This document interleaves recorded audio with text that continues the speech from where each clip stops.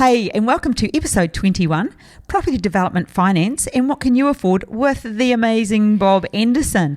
In this week's episode, we're going to discuss finance, just some stuff, maybe even some acronyms that you don't even understand, and what's going on right now with APRA, what's happening, and maybe what you need to do to understand finance so you can get into property development. So let's get stuck into it.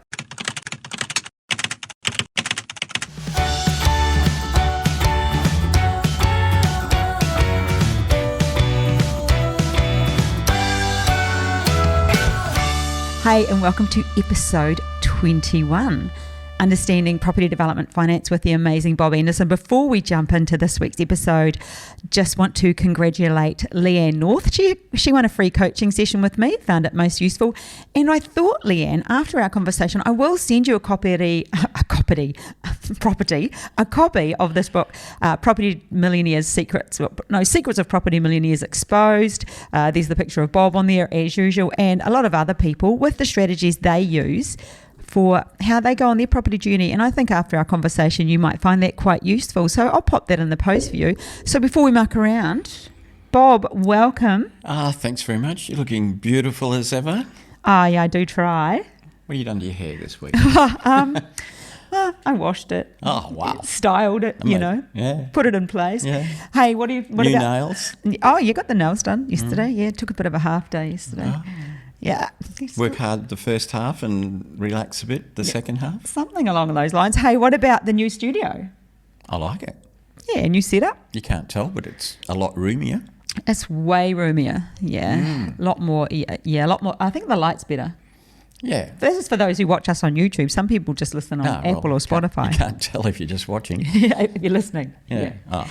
Anyway, Bob, we decided to come up with this topic after we had a masterclass on the weekend, so a 4-hour sort of intro to property development to see if you might want to learn more about it. And as usual, finance does come up. And then you and I were talking on our morning walk this morning and thought that would be a great topic for a podcast. So. Yeah. We get a lot of questions about finance. We do, and it's one of those things that people don't understand. It's a hard one to understand. Probably, do you think it would be the hardest thing to understand when it comes to... Well, there's a lot of moving parts, and there's all different types of finance as well, different levels, different finances, But yeah, it's an interesting subject. Maybe I'm a weirdo, but I'm really interested in finance, from pretty straightforward retail finance right through to the complex structured finance things that we do from time to time. Well, shall we start with the latest change to finance?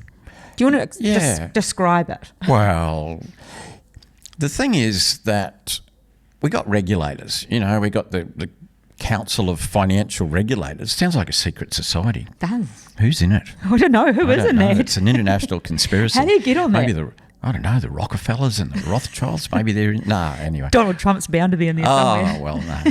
But, you've got, well, APRA is a member, member of the secret society. And I think just before we move on, just APRA, can you break the analogy down to people that not everyone understands the analogy? Well, Australian Prudential Regulation Authority, APRA, they're a bit like the boss of the banks in the respect that they dictate a lot to the banks on how they're going to do business. That's sort of in a simple context. And therefore, by doing that, they can, to some extent, control the markets, control finance, what people can afford, who can afford it. Yeah, it's a regulation authority, okay? They regulate. I'm not a lover of the word regulation, as you know. No. I don't like regulating anything much, particularly my behaviour. But Bob also doesn't like the word or. Would you like this or that? If you give Bob or, he's like, well, I want both. Well, my question is, why can't you have both? Why are we limiting this or that or? But anyway, that's another subject for another day, that one. We've gone off track already. Didn't take long. So these regulators, the Reserve Bank is one regulator, APRA is another. They can, if they want to slow things down or steer things in a particular direction, they can. And they have the power to do that. At the moment, what we're seeing is what I call a little bit of a tap on the brake. We've seen in the past sometimes the regulators get a little bit exuberant and a little bit carried away. And instead of tapping the brake, they get impatient. Put full weight on it. Well, sometimes when they tap the brake, which means they bring in some sort of regulation, not all things kick in immediately, and they get impatient. So, they might tap the brake a little bit, and something doesn't happen immediately because sometimes things take a while to work their way through a market. They tap the brake again, then they tap it again, which is 3 taps is equal to a slam. Yeah, it's like basketball. And when you slam the brakes on things like regulators, that can have a big effect, and it can go way too much, way further than they really wanted or expected. One's just a tap. It's a little tap on the brake. So what that is they've increased the buffer, how banks calculate your serviceability, what you can afford. So as we know, when we're buying a property, an investment, could be our own home, whatever, we need a deposit, but we also have to prove our serviceability. We have to prove that we can pay the interest every month out of our earnings or whatever it is. So the harder you make that, the less money people can afford to borrow. So in this case, we've been working for a while on a buffer of 2.5% or a floor. So what that means is, if you're borrowing money at a particular interest rate, what the banks will do, they'll add on previously 2.5% to that interest rate, and they'll work out through their little formulas that they use what you can afford to borrow, how much you can afford to borrow. Now they've increased that from 2.5% to 3%. So that means they're working off a theoretical higher interest rate. Is it like 0.5% doesn't seem like much. Is it that much? Well, it is a bit. Look, if you're wealthy, if you've got multiple income streams, it's a sneeze. You're not even interested in it. But some people that might have been stretched a bit at the 2.5% buffer might not make it over the line at the 3% buffer. So they're going to have to readjust their expectations of how much they can borrow, and maybe they've got to not do something, or they've got to borrow lower, or they've got to somehow get the boss to give them a pay rise or whatever they need, it does have a bit of an effect. But these regulators, like tapping brakes, as you know, I'm not big on regulation, but the point is, okay, they've done it, and it has effect. Why did they do it? That's a good question, Bob. Why did they do it? Well, I think... because it's too hot. Is it to slow down the heat? Well, a bit of it's that. Yeah. But the markets were already slowing a bit. I mean, we had massive growth everywhere pretty much during the first 6 months of this year, 2021, up till June. And some of the heat's been going out of that market. So it's naturally slowing. What I mean by slowing down is the rate of growth has been slowing down. So in a way, that was happening organically, because you can't have that.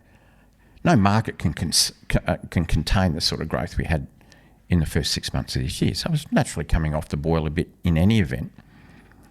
But APRA have said, we're concerned about interest rates going up and affecting all these people, this ever-increasing number of people who are taking on higher LVR loans. So I think the percentage is that at the moment, about 22% of loans are greater than 6 times earnings. So it's a bit of a debt to income ratio. It's one of the parameters that the regulators look at, and that's been increasing. So not quite 1 in 4, a bit over 1 in 5, I suppose, loans are greater than 6 times earnings. Crikey, that's got to be tough on the household, doesn't it? Yeah. What does that do for a household? Well, not necessarily, because we've got ridiculously low interest rates. Oh, of course, money's free. So that's the other side of the coin, I mean, if interest rates were 5%, yeah, sure, but they're not. Yeah. And it's because they're low that people are prepared to borrow more and have borrowed more. And banks have allowed it, but they're slowing that down. Well, banks will lend money all day, every day to everybody if they're allowed. If there's no regulators. There are regulators for a reason, but my concern is sometimes the regulators get a little bit exuberant. Sometimes they do something a bit early. Sometimes they tap too hard. What's your opinion on this one? Did it need to happen? Is it being too hard? I'm not sure that it did. No? I think that there was heat coming out of the market in any event in terms of the growth. But what APRA has said is, look, we're concerned that there's an increasing number of people in that high LVR loans, loans, if you like, more than 6 times earning. What happens if there's an interest rate is that these people are going to be put under pressure, and there could be more defaults, and that there's going to be an issue. But on the other hand, you got another regulator, the Reserve Bank, has come out and told us they don't expect any interest rate increases until 2024. Hang on, I've got a question. Do these regulators not speak to each other? Do they not communicate about that? Wouldn't that not be obvious? They're part of the Council of Financial Regulators, the secret society, along with the Rothschilds, the Rockefellers. No, joking. But so they obviously talk to each other. So what would... Well, that's what I wonder. If the RBA on one hand saying interest rates are going to be static for at least 3 years, and the other guys are saying, well, if they go up, we could have a bit of trouble. And are they thinking 3 years out? And if they are, why? Because what could happen in 3 years? Well, properties continue to go up, not at the rate we've had, but continue to. So the debt to value ratio is going to be dropping for two reasons. One's the value's going up, and the other thing is probably the debt's going down because they're not paying it off for another 3 years, you know. One would expect there'll be some income growth in the next 3 years, economy being as strong as it is. And so that debt to income will drop. This stuff should really happen organically. Yeah, I know you're not a fan too when they step in because it usually affects... I've been hurt by them stepping in a few times, that's why. But like you and I have often discussed that when we're out walking, you'll be talking... But remember we talked about that a while ago. When they step, when it's modified externally, it usually has a fallout that people don't necessarily expect, which was what happened with the first home buyers, you know, when they jumped in there. So what do you think could potentially be a fallout of this one? Well, it means people are going to be able to borrow less money. Yeah. But it's more likely to hurt the lower income people than the high income people. Just in case you didn't see, I did a massive eye roll then. Well, high income people earn a lot more money. Often they've got more than one income stream, more than one wage, perhaps, you know, good investments with an income stream or whatever. It's less likely to affect their serviceability. Go down to the bottom where people might be on, family might be on one wage or two income earners, but they're not highly paid, or first homeowners. This is going to affect the first homeowner market. They're getting squeezed in two directions. Properties are going up. Now, first homeowners, as we know, tend to buy property on the lower part of the market. Because they're starting out, they just buy what they can afford. And so we've seen the bottom of the market rise. So properties are gone up, which makes it harder. Property's gone up in value, makes it harder for them to borrow, which means they've got to borrow more because properties are going up. And now they can borrow less because the buffer's gone up. So it's got properties going up here, their borrowing capacity going down there. And that's why we've seen the number of first homeowners in the market dropping consistently for several months now.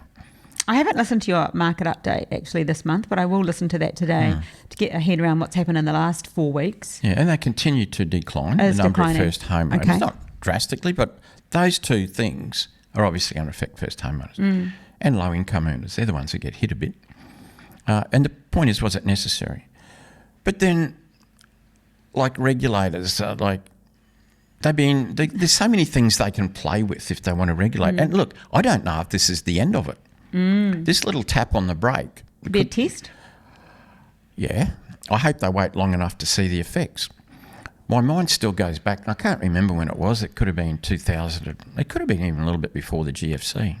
Can't remember. But, of course, the RBA, the Reserve Bank of Australia, their role is basically to contain inflation within a certain bracket. And that's really their charter, that's their job. And traditionally, they've used interest rates as a stick to do that. But as a stick. Well, they belt people with sticks, that's what they do. And for quite a while now, interest rates have been so low that they don't have a stick anymore. And what do they do with interest rates? They can't put them up. So they're looking for a new weapon. They virtually can't put them down. They're sort of stuck there, a stick that you can't use. And not that it necessarily needs using because interest rates don't need adjusting. The issue is back in the day when they could do that, they'd do it. And I can remember when interest rates were running at about 8%, the market was looking pretty warm and they like to take the hit out of the market a bit when they think it's going to run a bit because that can create inflation. You know, back in the day, we haven't had a price increase. We haven't had a rate increase in 10 years.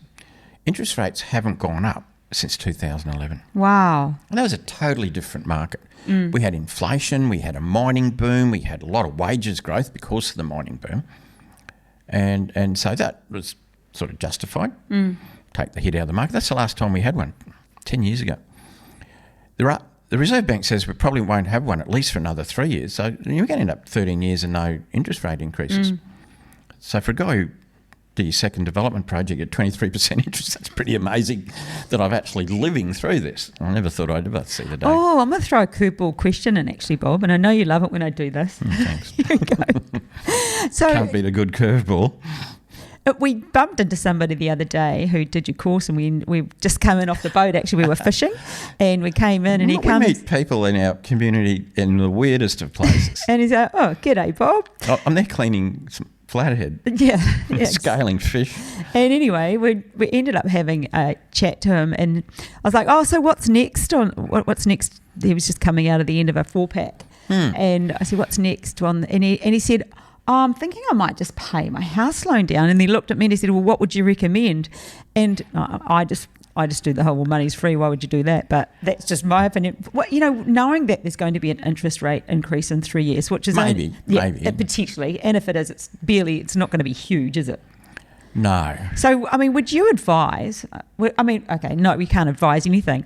But if your son rang you and said, "Hey, Dad, should I pay down my loan to the bank, or should I do something else with my money so it's making money?" What would you advise? Do something else with your money to make me money. Too. Like, what are you doing? Money's free anyway. Like 2.5-3% interest rate is as close to free for me, having paid over 20 in my life, over 20%.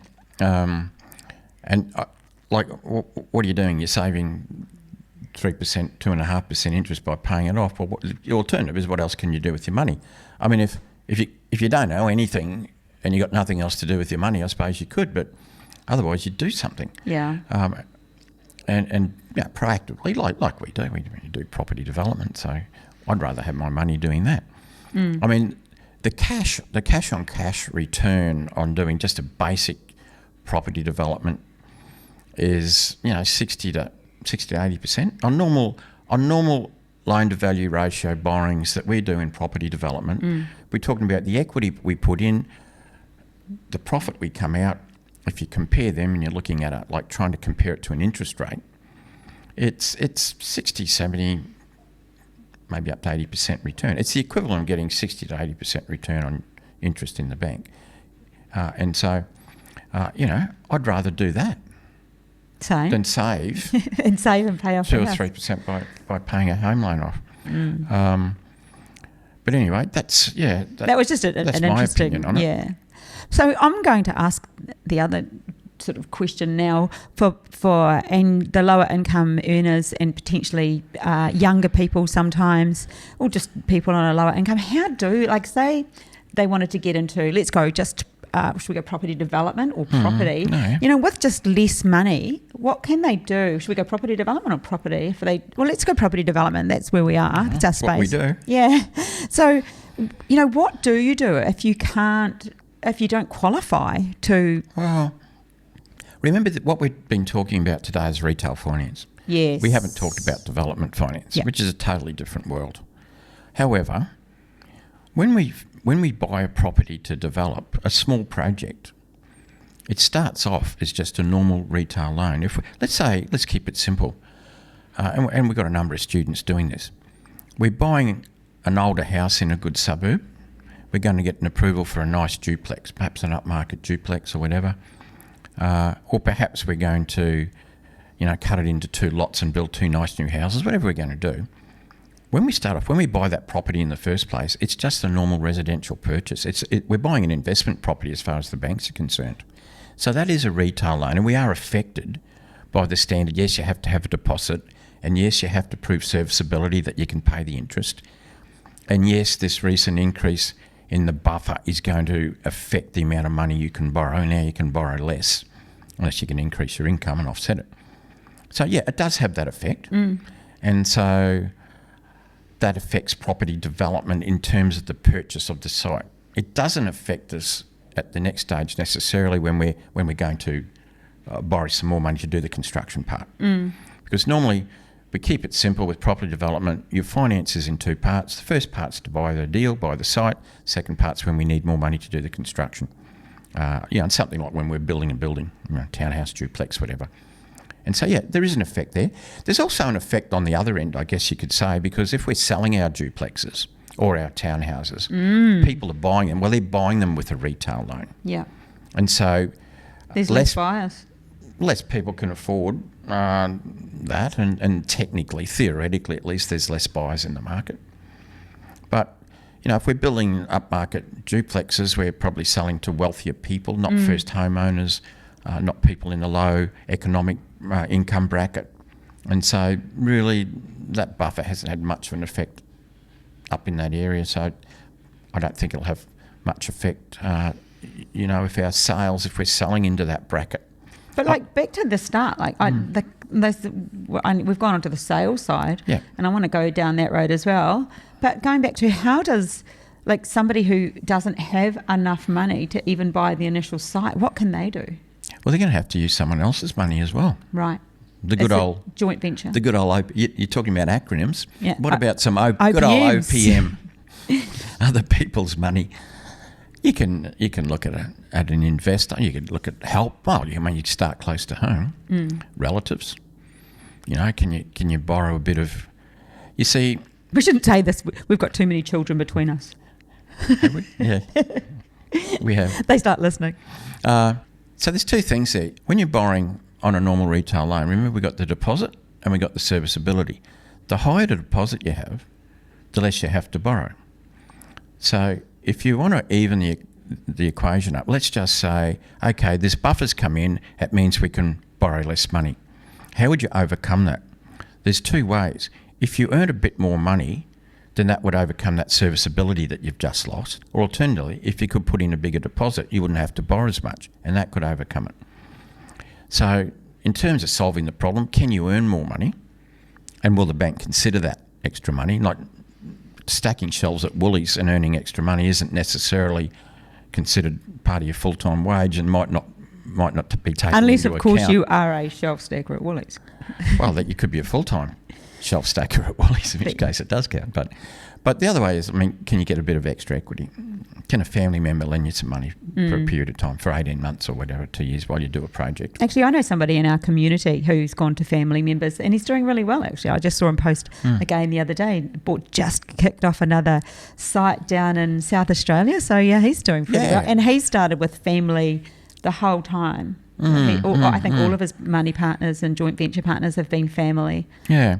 And some people go that way, and some people, totally different subject, I know, we're on finance today, but some people prefer not to do something with family members. And their fear is, what if something goes wrong and you've got to live with your family?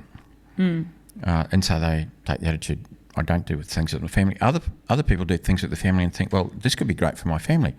It's an opportunity for somebody, everyone, a member of the family who's getting 0.3% at the bank, to get a substantially higher interest rate by lending money to their relative in a project, or perhaps to even come in as a joint venture and share the profit.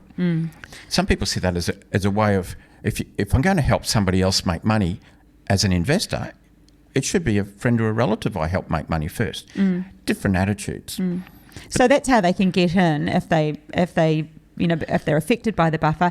And then you went to the selling bob and how that will affect people purchasing the end product. Yeah, and that'll depend on the product. I mean, if you were developing products specifically targeted for first homeowners, that lower valued product, then there's less first homeowners, you might say, well, my market's diminishing. But at the same time, the number of investors coming into the market has been increasing. I was just going to bring up investors because, so that could easily offset it. And some investors will want to buy the lower priced properties, and some middle and some higher. Different attitudes of investors in terms of the sort of product that they want to buy. And some investors might want to buy in expensive suburbs because traditionally that's had the higher growth. Well, assuming they can afford it, they'll buy more expensive products. And if I'm creating some upmarket duplexes, they're the sort of people who would buy it. It could be a downsizer who can well afford it. They're not in, It's called right sizing, Bob. Get with right sizing. They're called right sizes, not downsizers. I'll continue calling them that because I'm a traditionalist. So those sorts of people or investors who want to buy in those better areas, they can afford it, and the buffer probably hasn't worried them much at all. So just with the investing market, now buying product, what happened in the last month with the homeowners,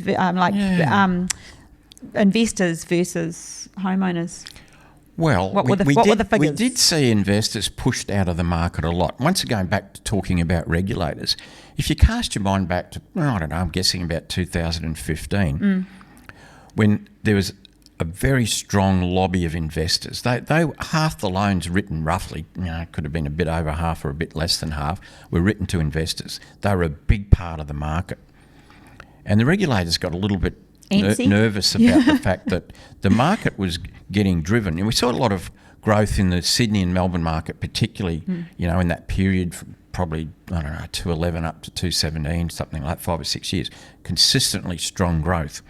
And they wanted to take a bit of heat out of it. In the investment market. Yeah, and look, and a lot of that was driven by a couple of things. Initially, there was a lot of overseas purchasers who didn't really care so much what they paid for a property. They just wanted to own a piece of Australia.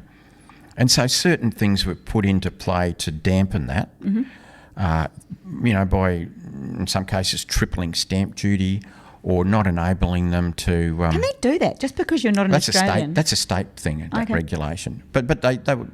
Like, if you want to limit the amount of overseas people investing, how do you do that?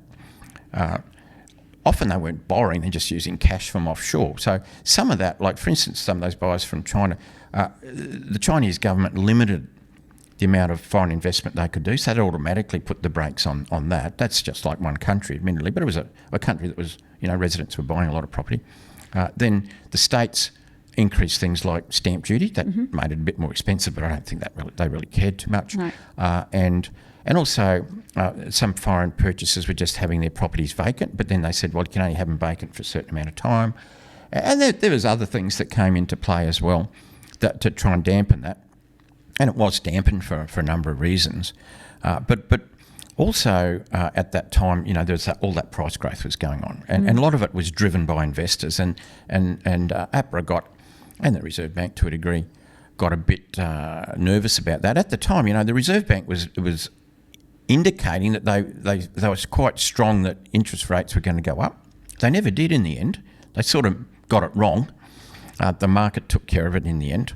But because of the RBA saying we think we're going to have to put up interest rates, and APRA thinking, well, we need to drive the heat out of the market a bit, they started doing all sorts of things. They actually increased the buffer then. Since then it's come down, it's gone up a little bit. They limited the amount of loans that banks could write for investors. They increased the interest rate for investors. They have to pay a higher interest rate than owner-occupiers. So they're trying to get that balance back out, it's quite a strategy, isn't it? Like, seriously, oh, yeah. And so much goes on. They've got a lot of sticks that they can use. Yeah. And sometimes they use more than one stick at a time. And we saw that, and that took a lot of the heat out of the market. And around that time you had the inquiry into the banking industry. And that made the banks a bit nervous. We had a little bit after that, because we had the election, the last federal election, where Labor's platform was, a little bit anti-property investment, you might say. Isn't it always? wanting to drop, the capital gains, so we get the 50% capital gains tax relief and a few other things. And I've heard them talking about that now. This sort of ancient history now. Coming up to the next election. A bit like Bill Shorten. He's probably so close to becoming the Prime Minister, and just those few anti-property things on their platform that they didn't get rid of. And a lot of staunch Labor supporters were saying, look, this could ruin our chances of winning this election. You need to drop it. And then, anyway, they didn't. And now everybody says, well, who in the hell's Bill Shorten? And yet he was probably so close to being the Prime Minister. other than that. And that's how people love their property. It doesn't matter what party they're in. They don't want their property investments to get affected. Property and finance. Yeah, no. So all these things were working at the time, and then things started to loosen up after the election, if you remember, whenever that was, a couple of years ago now in May. And so things had sort of been loosening up.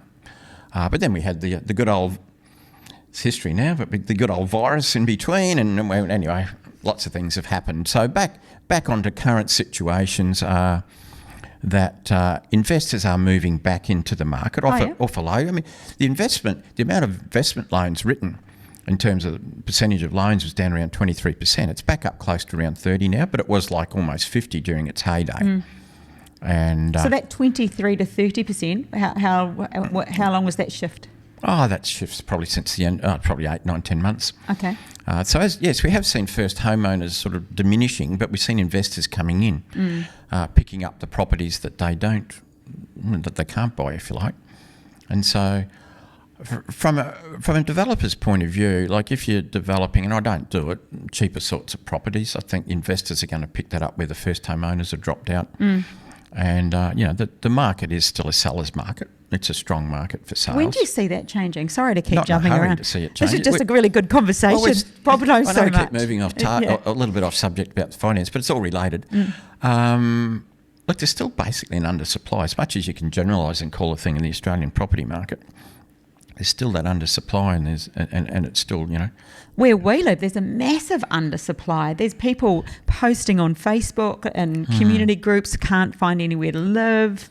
Oh, rental markets. With a rental market. 60 people wanting to get into a house. That's crazy. Yeah. But I've got great references. I've rented around here for 7 years. That there's been an increase of price. Can't even get a look in. Not myself. This is what I read on a community Facebook the other day. But I've seen it more. I've probably seen that 3 times in the last month or so. Well, we're the, just locally where we live, I suppose, we're the benefit of a few things. We're in Queensland. Yes. And we haven't had those terribly unfortunate lockdowns that our southern friends have had, Sydney and Melbourne.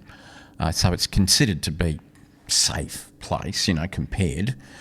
We just haven't had the lockdowns. Then we got the climate, which is always an attraction. And then we've got this sort of that's why I'm here. Rush to lifestyle.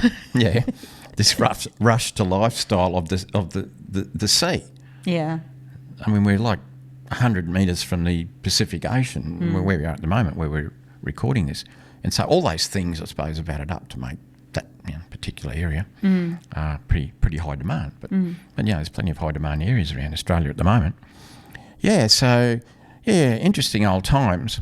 But finance-wise, look, hopefully we don't see them tapping the brake too much. I don't really think the brake needed to be tapped. I hope they don't start bringing other things back in. They've got waving more sticks? Oh, like reducing the amount of interest-only loans. I think that's well below, they did limit it to 30%. Even currently it's way below that, so I don't think there's any point in that. I hope they don't affect other things regarding serviceability. Hopefully not. I think the market's finding its own level again. So as far as developing goes, Bob, and let's bring this back to finance. Yeah. So let's go. Let's start winding this one up, Bob. Okay. We don't want to bore people. I think, although I've found it very interesting. I do. What would because what I find interesting? It's never static. It's never still, and it's never boring. It's fluid. Property's fluid. Yeah. And finance is fluid because finance drives property. I've heard it said that property is almost an accidental thing. You make your money through finance because we can gear. The bank can give us 4, 5, 6 times as much money as we put into an investment through gearing. And that really we make our money through that and the tax effectiveness. Property just happens to be an asset that we can use, but the money's made by tax effectiveness and manipulating finance. Anyway. So as far as property development, Bob, is it a good time right now to be getting into property development? Yeah, it is because, look, even if markets are flat in terms of growth, and they do, and I've developed through plenty of flat markets, we create property at raw cost. We don't create it at retail price. We don't create it at wholesale price. We create it at absolute raw cost. And people buy property at retail price. We make a profit. Obviously, you have to do it properly and do it well. And have a good education. But we create one of the necessities of life, shelter, food and shelter. And we create shelter. And there's a never-increasing demand for shelter, and there's an undersupply of shelter. And that's what we create. And we create it at cost and we sell it at retail. I think that I've heard you say, and I kind of like this, but I've even probably heard other people say it to me, what's that one regret people have when it comes to property? I reckon if you were to ask 1,000 people that are more than 20 years old what their biggest regret is in property, and I reckon it would be, I wish I got into it earlier. Because we hear that all the time. Yes. When people discover property development, oh my God, I wish I'd discovered that earlier. So just on a note here, if my daughter's listening because they're looking at buying another property, hurry up. Get on with it. I've been Stop talking about it. Stop mucking around. Apparently she's waiting on tax stuff, but I've been hearing that for too long. Far too long. Far too long. Yep. All right, biggest regret. Yeah. Wish I'd done it earlier. Yep. And we don't like regrets because one of my mottos is... No regrets. No regrets. So if you're interested in learning more about property development, we actually have a 3-day workshop coming up November 12, 13, 14, 11, 12, 13, 12, 13, 14. I should know this off by heart. The Friday, the Saturday, Friday, and the Sunday. Saturday, the Sunday. Potentially getting to Victoria the weekend before that, but I'm not sure. I've got to give Daniel Andrews a call later. He wants to talk to me about investing some money in one of my projects. Joking. I wouldn't even say his name, as a lot of people don't like Daniel Andrews. He's looking for an alternative income stream in case he doesn't keep in politics. Yeah. I think that could he wants to do the online course. So, yeah, if you're interested in attending our 3-day online workshop, it will be much similar to the masterclass, which we just held on the weekend. For those who did attend, well done. For those who've... it's that on steroids. It is that on steroids. Bob's an excellent teacher. And again, if you'd like to win a copy of this book... Property Millionaires, goes blurry, comes back. Property Millionaires Exposed. The Secrets of Property Good Millionaires. It's a great read, Yeah, and it's an not easy too read. heavy, like reading, educational. Read bits. You can read that bit and that bit. And yeah, Bob's got his. Yeah, I'm in there. A couple of my mates are in there. Well, if you're interested in receiving one of those, feel free to email me a question that you might like us to answer on the podcast, or give us a favourable comment on YouTube or Apple. Like and share, Spotify, Apple, and all of those things. I think that's a wrap. Sounds like it. That's episode 21. Congratulations. Thanks, Bob. You're flying, girl. So are you. All right, everyone. Catch you soon. Bye. Bye.